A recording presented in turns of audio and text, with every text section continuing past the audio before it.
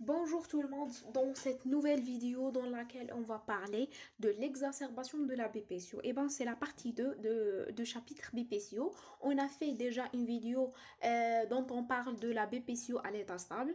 Je vous invite à la voir si vous n'avez pas la vue pour que vous puissiez comprendre bien la partie exacerbation de BPCO. Donc on commence directement par le plan de cours. Le plan de cours, on va commencer par une définition, le diagnostic positif, les niveaux de sévérité de l'exacerbation de BPCO, les étiologies, les diagnostics différentiels, la prise en charge, la surveillance et la prévention. Donc, commençons par la définition. C'est une aggravation prolongée de l'état d'un patient atteint de BPCO à partir de l'état stable.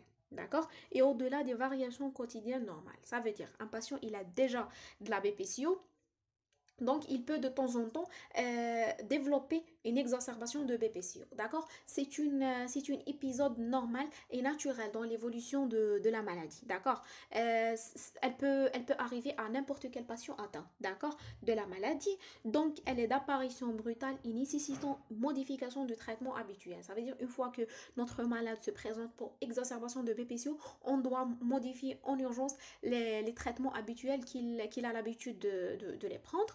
Donc, juste quand on dit aggravation prolongée, en théorie, on dit que c'est plus ou bien égal 2 jours. D'accord? Ça veut dire, pour définir la notion d'exacerbation, donc la décompensation, c'est une exacerbation sévère qui met en jeu le pronostic vital. Donc, c'est une exacerbation avec un syndrome de détresse respiratoire aiguë. Ça veut dire c'est un syndrome qui a des signes de sévérité. D'accord? On va les mentionner tout de suite. Une fois une exacerbation qui est associée à un syndrome de détresse respiratoire aiguë, c'est une décompensation. D'accord? Donc, le diagnostic positif. Comment peut-on connaître que le patient a développé une exacerbation? Chez un malade déjà qu'on est BPCO, le diagnostic se base sur la majoration des symptômes. Une fois que le patient il avait déjà tout. On a dit que les symptômes de base de BPCO, c'est la toux, l'expectoration et la dyspnée. D'accord? Si il vous donne la notion que ces symptômes sont aggravés, on donne le diagnostic d'exacerbation.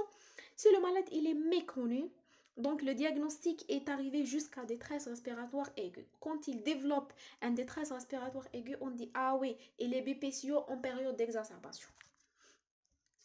Donc, les niveaux de sévérité pardon, c'est pas de la BPCO, mais c'est de l'exacerbation de BPCO. Eh ben, il y a l'exacerbation légère, il y a modérée et il y a sévère. D'accord? Donc, l'exacerbation légère, c'est l'augmentation de la purulence et de la quantité des expectorations. D'accord? C'est comme ça qu'on peut définir l'exacerbation légère. L'exacerbation modérée, c'est les mêmes paramètres de l'exacerbation légère, mais on ajoute de la fièvre. D'accord? Donc, la conduite à tenir, c'est prescrire ou augmenter la dose des BACA. BACA, ce sont les bronchodilatateurs à courte durée d'action. D'accord? Des fois, le malade, il est déjà sous BACA. D'accord? Si vous vous rappelez du cours de BPCO à l'état stable, on donne les BACA à la demande chez un patient de la classe A. Donc, des fois que le malade, il est déjà sous BACA, donc, mais quand il passe en période d'exacerbation, ces BACA ne sont plus efficaces, donc on augmente la dose, d'accord? Des fois, le malade, il est méconnu, on ne sait pas qui est BPCO, donc on doit prescrire en urgence les BACA, d'accord? La kinésithérapie, et on évalue après 3 jours, d'accord? Ça veut dire 72 heures. D'accord? Si il améliore, on continue le traitement pendant 10 jours et c'est bon. D'accord? S'il n'est pas amélioré, on passe à l'exacerbation modérée. D'accord? Donc, l'exacerbation modérée, elle nécessite une hospitalisation. D'accord? Donc, l'exacerbation modérée, on a dit que sa clinique, elle est exactement la même que l'exacerbation légère, mais on ajoute de la fièvre. D'accord? La conduite à tenir, si l'antibiothérapie, c'est nécessaire. D'accord? Les corticothérapies orales à courte durée d'action, CDA, ça veut dire courte durée d'action, à 0,5 mg par kg par jour pendant 5 jours. Évaluation à 3 jours. S'il y a une aggravation, on passe au stade suivant, qui est l'exacerbation sévère. D'accord? Pour chaque classe, pour chaque stade de sévérité, on donne un traitement et on contrôle pendant 3 jours. S'il n'est pas amélioré, on donne le diagnostic que le malade il a passé au stade suivant. D'accord? Juste une petite notion ici, j'ai la mentionné le cours de BPCO à l'état stable, c'est que les corticoïdes orales sont prescrits en cas d'exacerbation puisqu'ils ont une action rapide. D'accord? Alors que les corticoïdes inhalés sont prescrits comme traitement de base, puisque l'action, elle est retardée. Leur action, elle est retardée. D'accord. Passons maintenant à l'exacerbation sévère. Sa clinique, c'est les signes de gravité. On va mentionner tout de suite toutes les signes de gravité. Mais prenez en tête, c'est que ce sont des signes cardiovasculaires, neurologiques et respiratoires. D'accord. Comment peut-on prendre en charge le patient? On fait un désencombrement des voies aériennes, puisque des fois que c'est le malade, il est complètement baigné dans ses sécrétions. Ça veut dire tellement les branches sont remplies de sécrétions il ne peut plus le respirer. D'accord. Il y a un risque de développer une asphyxie ici. C'est pour ça qu'on doit faire un désencombrement des voies aériennes. Oxygénothérapie. Avec tous ces paramètres, toutes ces conditions, je vous invite à les revoir une par une. Aussi, les bêta-2 mimétiques inhalés, d'accord, à courte durée d'action. Pendant les crises, on utilise tous les traitements à courte durée d'action, puisqu'on a besoin d'une action rapide, d'accord, pour soulager le patient, plus ou moins les anticholinergiques inhalés. On a mentionné dans le cours de BPCO à l'état stable les types de bronchodilatateurs. On a parlé de bêta-2 mimétiques des anticholinergiques. On peut administrer aussi les corticoïdes systémiques, d'accord, plus ou moins antibiothérapie, les anticoagulants pour prévenir toute atteinte systémique des embolies ou bien des thromboses, les diurétiques en cas de décompensation cardiaque, puisque au moment de l'exacerbation sévère, il y a un retentissement cardiaque, donc il est conseillé d'utiliser les diurétiques. Et un traitement étiologique, bien sûr, après qu'on puisse connaître c'est quoi l'étiologie de l'exacerbation. Donc, on fait une réévaluation à 12 à 24 heures. C'est pas 3 jours comme modéré et légère. Donc, ici, on fait le contrôle après en maximum 24 heures. S'il y a une amélioration, on maintient le traitement euh, et recontrôle après un mois. D'accord? S'il n'y a pas d'amélioration, le patient doit être évacué en urgence à la réanimation pour une intubation. D'accord? C'est ce qu'on appelle une ventilation invasive. D'accord? Donc, ce sont maintenant les signes cliniques de gravité immédiate. D'accord? C'est eux qui définissent une exacerbation sévère. D'accord? Ces signes-là sont, on a des signes ventilatoires ou bien respiratoires, cardiovasculaires, neurologiques et gazométriques. D'accord? Donc, ventilatoire, on a une dyspnée au repos avec fréquence respiratoire élevée, plus de 25. Donc, il y a une cyanose, une désaturation, moins de 90. Signe de lutte. Le signe de lutte, ce qui indique que le patient il est en train de s'épuiser. D'accord? C'est la respiration abdominale paradoxale et tout est inefficace. D'accord? Ça veut dire que le malade il est en train de se fatiguer. Ça veut dire il essaye de tousser, mais rien ne sort. C'est pas une toux tellement forte pour faire sortir les sécrétions, les sécrétions emprisonnées dans les bronches. Donc on a les troubles cardiovasculaires, tachycardie plus de 110, troubles de rythme, hypotension, la systémique est moins de 90 pardon, c'est la systolique moins de 90 et la diastolique elle est moins de 60. Donc on a les marbrures, les œdèmes des membres inférieurs, ce sont des signes de choc, les troubles neurologiques, agitation, confusion, obnubilation, coma, astérixie. Troubles de conscience en général. Donc les signes gazométriques de gravité immédiate, d'accord. Quand on a un malade qui est en train de faire une exacerbation, surtout une exacerbation sévère, il est conseillé de faire une gazométrie. Donc, elle associe hypoxie sévère à moins de 60, hypercapnie plus de 45 et une acidose ventilatoire.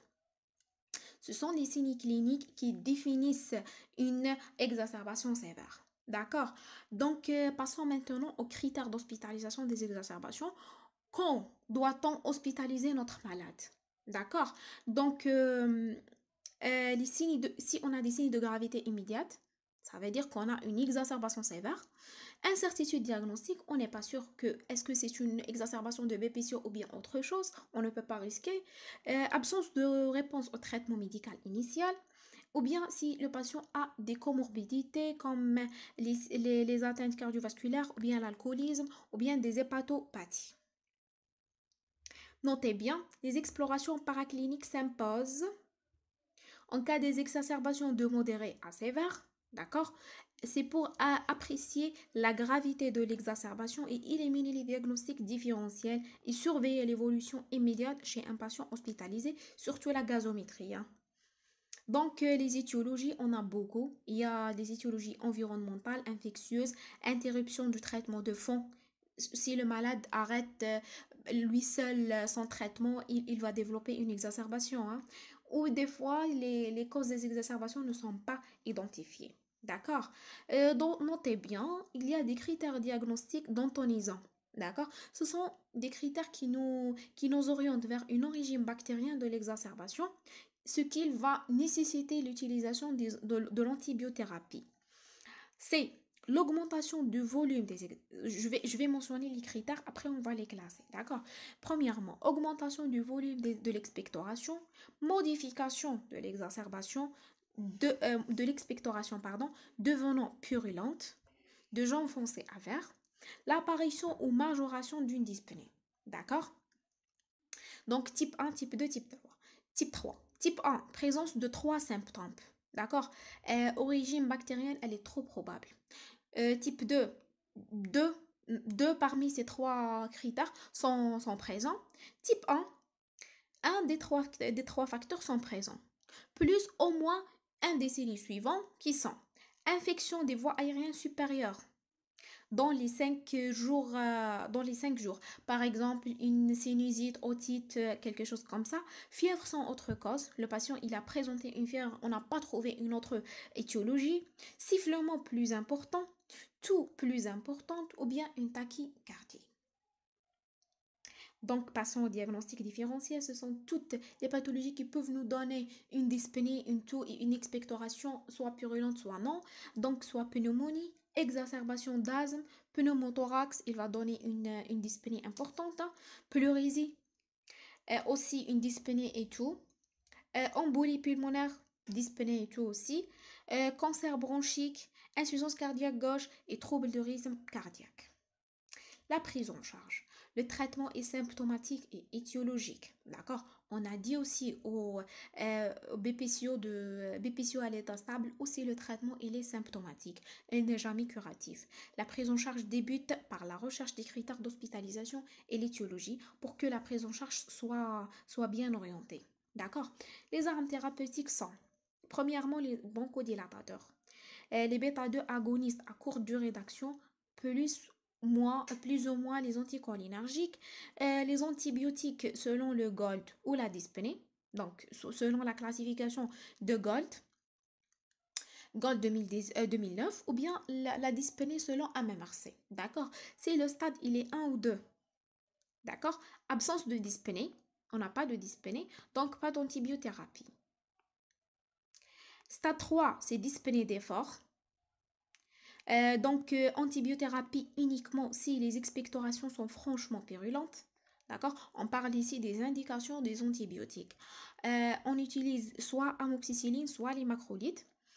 Stade 4, c'est la dyspnée en moindres efforts. On dit dyspnée de repos, si on peut dire, hein. C'est une antibiothérapie systémique.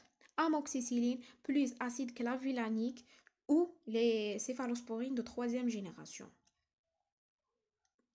Donc, l'utilisation de la corticothérapie systémique, elle n'est pas indiquée à domicile, sauf s'il n'y a pas d'amélioration après 2 jours de traitement. D'accord? Oxygénothérapie, elle est systématique en hospitalisation. Le débit est augmenté progressivement afin d'obtenir une saturation pulsée en oxygène comprise entre 88 et 92.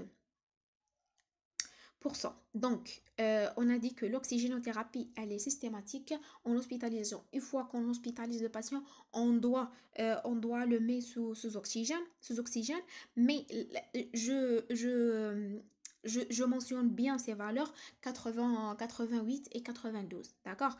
Eh ben, c'est les valeurs cibles de saturation pulsée. Ça veut dire en même temps que le patient il est sous oxygène, on mesure la saturation, d'accord? La prévention des maladies thromboemboliques, surtout chez les patients hospitalisés, puisque la position couchée et que le patient ne bouge pas, il peut facilement développer des thromboses veineuses profondes qui peut se compliquer d'embolie pulmonaire. D'accord? Vous allez voir ça en module de cardiologie.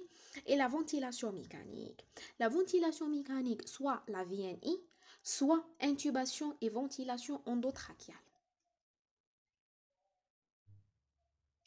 Bon, commençons par la VNI, c'est la ventilation non invasive. C'est une ventilation par masque. Elle s'effectue par l'application d'un débit généré par un ventilateur. Ça veut dire, c'est ce qu'on a fait pour la femme ici. On met un masque qui est fermé, d'accord? On fait sortir de l'air avec une grande pression. Pas de l'oxygène pur, mais c'est de l'air. Mais la différence, c'est qu'il est avec forte pression, d'accord? Pour qu'il puisse traverser les bronches qui sont constrictes, qui sont en constriction, qui sont un peu fermées, d'accord? Il peut arriver jusqu'au parenchyme pulmonaire pour faire un peu d'échange, un peu d'échange gaz, d'accord? Puisque le patient ne peut plus respirer tout seul. Donc, quelles sont les situations où on indique chez un patient qui a une exacerbation de BPCO, quand peut-on indiquer la VNI? C'est en cas d'acidose respiratoire non ou partiellement compensée, un pH qui est inférieur à 7,35 et un tirage. D'accord? Aussi l'augmentation de la pression partielle en CO2. D'accord? L'intubation et la ventilation endotrachiale, c'est ce qu'on a fait pour le monsieur. C'est un tube qu'on le fait entrer de la bouche jusqu'aux bronches, d'accord? Et on le branche avec un ventilateur qui va lui donner de l'oxygène pur tout de suite, d'accord? Elle est indiquée en cas s'il y a des signes de gravité, d'accord? Si le patient a des gaspes, les gaspes, c'est un type de respiration qui est irrégulière, d'accord? Et qui veut dire que le patient va faire un arrêt cardiaque, cardio-respiratoire, d'accord? La fréquence respiratoire qui est plus de 35, d'accord? Un arrêt cardiaque, un choc qui est sévère, d'accord? Aussi, la pression partielle en O2, elle est moins de 45. La pression partielle en CO2, elle est plus de 60. Et le pH, elle est moins de 5,5. D'accord? Aussi, en cas de l'échec de la VNI, ça veut dire on a fait de la VNI mais ça n'a pas marché, ou bien on a une contre-indication à la VNI. D'accord? J'espère que ces points sont bien clairs pour vous. Et passons maintenant à la surveillance. Comment peut-on surveiller un malade qui avait une BPCO? D'accord? Donc, dans les médias, c'est une surveillance clinique. On attend le retour à l'état de base et l'amélioration des symptômes. D'accord? À distance des épisodes, il faut que le patient va reconsulter son médecin traitant après le passage de l'exacerbation. D'accord? Au minimum, c'est après un mois après un mois de l'exacerbation pour une réévaluation clinique et fonctionnelle. D'accord? Le médecin traitant doit être au courant que son patient a développé une exacerbation il peut changer la dose ou bien quelques traitements. D'accord? La prévention, le seul moyen de prévention qu'on doit le mentionner en premier tout le temps, c'est l'arrêt de tabac. C'est la première des choses. Traitement de fond bien conduit, d'accord? Une fois que notre patient a développé une exacerbation de BPCO, il faut qu'on reconsidère le traitement, on reconsidère les doses. Éducation sanitaire sur l'exacerbation de la BPCO et sa prise en charge, et c'est très important. D'accord? Surtout, le médecin traitant doit être au courant que si son patient peut bien utiliser ses pompes ou non. D'accord? Puisqu'on peut trouver parmi les causes les plus fréquentes de développer une exacerbation ou bien même d'aggraver la maladie de la BPCO dans son tout, c'est que les patients ne connaissent pas comment bien utiliser les pompes, d'accord, des bronchodilatateurs. C'est pour ça que il faut qu'on fait une éducation sanitaire surtout sur le mode de vie que le patient doit le suivre, sur aussi l'utilisation de ces traitements et surtout d'être toujours loin de toutes les étiologies des exacerbations comme les infections, le tabagisme et ainsi de suite. Aussi, une vaccination est recommandée. On a dit que dans le cours de BPCO, elle est recommandée chez tous les personnes âgées de plus de 50, de 65 ans, d'accord, et qui ont une BPCO sévère. La réhabilitation précoce en poste hospitalier, ça veut dire une fois que le patient il est en poste hospitalier, il faut qu'il reprend tout de suite ses mouvements, son travail pour qu'il puisse pour qu'il puisse bien, pour qu'il puisse être loin de toutes les complications qui peuvent survenir. D'accord. Surtout les pathologies thromboemboliques. C'est tout ce qu'on a pour l'exacerbation de la BPCO. Comme ça, on a terminé le chapitre BPCO. Je vous remercie pour votre patience et pour votre attention et je vous souhaite vraiment le bon courage. Merci tout le monde.